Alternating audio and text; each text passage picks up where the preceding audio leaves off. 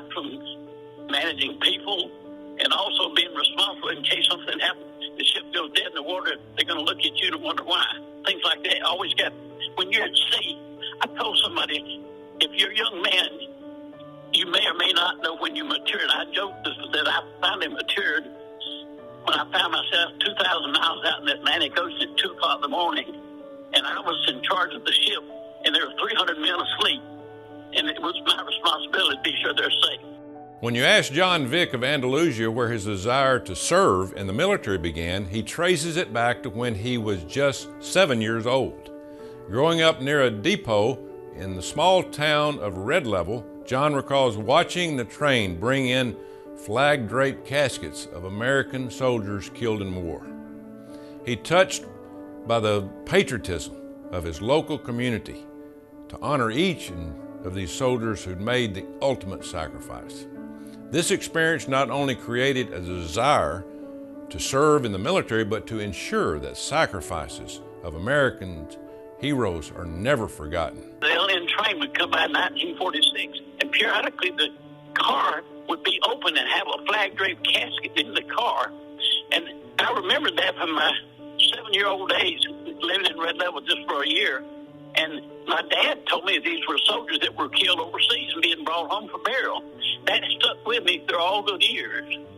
So I had a friend make a painting of that, and we used that painting. We put it up in City Hall, and we formed the Covenant Veterans Foundation in 2019. And it was all going back to that memory of seeing those bodies come back, and as a 7-year-old kid, asking why. After graduating from Andalusia High School, John received a full Navy ROTC scholarship, which he used to attend Auburn University. There he earned a degree in mechanical engineering in 1962 and was commissioned into the Navy that same year. John rose through the ranks to become a Navy lieutenant, returning home to Covington County in 1966. He took an active role in expanding his father-in-law's farming and forestry operations, while also looking for ways to grow his home community. He and his wife formed the Andalusia Tennis Association in 2001, which has hosted more than 2,000 students over the years at its annual summer tennis camp. In 2019, John founded the Covington Veterans Foundation, where he continues this spirit of patriotism that was instilled in him as a child. I'll give you one example. About 6 or 7 years ago, they announced they had found the remains of a soldier from Pleasant Home. One of their airmen was killed in World War II, and they had just recovered the remains. So they brought them from Pensacola and brought them to the funeral home in Andalusia. And we had a wake there at the funeral home, and then we took his body through the town for burial at his church.